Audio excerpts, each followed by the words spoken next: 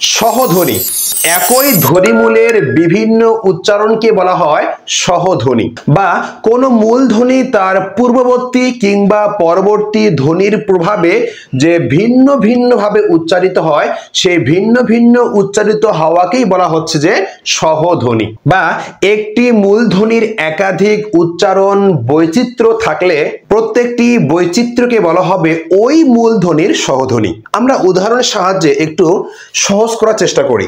লঙ্কা উল্টো আলতা, খেয়াল করলে দেখতে পাই যে লঙ্কা শব্দে ল রয়েছে, উল্টো শব্দেও ল রয়েছে, আলতা শব্দেও ল রয়েছে, কিন্তু লঙ্কা শব্দের এই ল উচ্চারণ করতে গিয়ে সেটা দন্তমূল থেকে উচ্চারিত হচ্ছে। তাহলে ল এর এখানে উচ্চারণ দন্তমূল থেকে, কিন্তু উল্টো শব্দে উচ্চারণ করলে উল্টো এই ল কিন্তু আবার দন্তমূল থেকে উচ্চারিত হচ্ছে না, এটা হচ্ছে আমাদের মূর্ধা থেকে।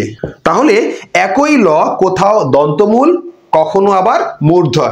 আলতা শব্দটি এসছে আমাদের দন্ত থেকে, এই আলতা শব্দের ল আসছে দন্ত থেকে, এই ল আসছে আমাদের মূর্ধা থেকে, আর এই ল এসেছে আমাদের দন্তমূল থেকে। তাহলে একই ল পারিপার্শ্বিক বিভিন্ন কারণে, উচ্চারণগত কারণে সেটি কি হয়েছে, সেটি কিন্তু আমাদের উচ্চারণের স্থানটা ভিন্নতর হয়েছে বা পাল্টে গিয়েছে। এই কারণে বলতে পারি যদি আমাদের ল হয়ে থাকে মূলধ্বনি, তাহলে এই মূলধ্বনির এই ল যা দন্তমূল থেকে উচ্চারিত হয়েছে তা হচ্ছে সহধ্বনি। আবার এই উল্টো শব্দের এই ল এটিও সহধ্বনি, আবার এই আলতা শব্দের ল কি আমাদের সহধ্বনি। মূলধ্বনি হচ্ছে এখানে আমাদের ল। তাহলে মূলধ্বনির পরিপ্রেক্ষিতে ওই একই ধ্বনি যদি বিভিন্ন পারিপার্শ্বিক কারণে বা পূর্ববর্তী বা পরবর্তী কোনো বর্ণ বা ধ্বনির প্রভাবে সে যদি তার উচ্চারণ স্থানটাকে ভিন্নতর নিয়ে গিয়ে পৌঁছায়, তাহলে সেই ভিন্ন ভিন্ন স্থানে উচ্চারিত প্রত্যেকটা ধ্বনি হবে এখানে আমাদের সহধ্বনি।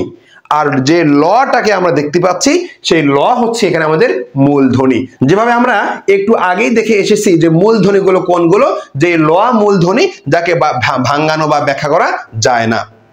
এখন দেখি যে এটাকে আসলে কিভাবে ধ্বনি বিজ্ঞানের ভাষায় লিখতে হয় বা বর্ণনা করতে হয়। প্রথমে লিখি আমরা ধ্বনি মূল বা মূলধ্বনি, এরপর রয়েছে আমাদের সহধ্বনি, এরপর রয়েছে আমাদের উচ্চারণ স্থান। তাহলে এই তিনটা বিষয় খুব ভালো করে একটু বুঝতে হবে। প্রথমে একটি আমরা মূলধ্বনি নিয়ে নেই। মূলধ্বনি কি? মূলধ্বনি নিলাম দন্তন্য। মাথায় রাখতে হবে দন্তন্য যদি মূলধ্বনি হয় তাহলে এই ধ্বনিতাত্ত্বিক ব্যাখ্যা দিয়ে বা ধ্বনিতাত্ত্বিক ভাবে এই মূলধ্বনি লেখার নিয়ম হচ্ছে স্ল্যাশ চিহ্নর মাঝখানে।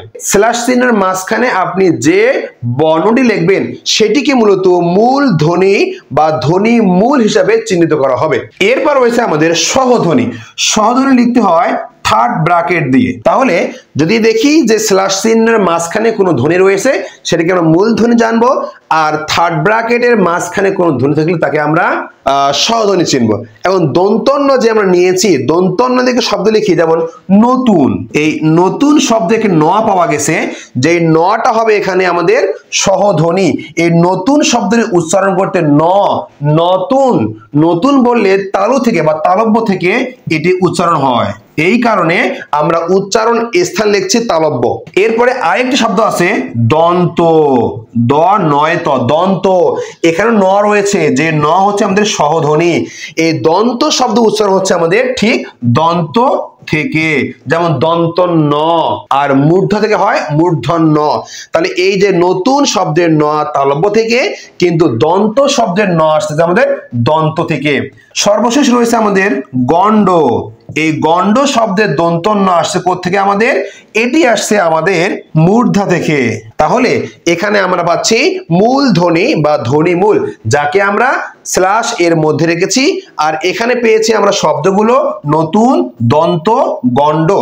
এই শব্দগুলো যে ন রয়েছে, এই ন গুলো পূর্ববর্তী ধ্বনি বা পরবর্তী ধ্বনির কারণে কিংবা পারিপার্শ্বিক কোনো চাপে তারা তাদের আসল জায়গা থেকে উচ্চারিত না হয়ে কখনো কখনো তারা ভিন্নতর জায়গা থেকে উচ্চারিত হয়ে থাকে।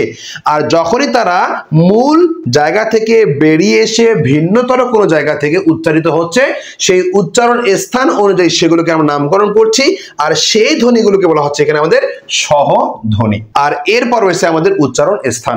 আশা করি এখানে যে সহধ্বনি নিয়ে কথা বলছি, যে সহধ্বনি বলতে আমরা কি বুঝি, কাকে বলে, সহধ্বনি লিখার যে ধ্বনিতাত্ত্বিক তার যে ব্যবহার, সেটাও কিন্তু আমরা এখানে দেখিয়ে দিয়েছি। আশা করি আপনাদের এটি আর ভুল হওয়ার কোনো চান্স থাকার কথা না।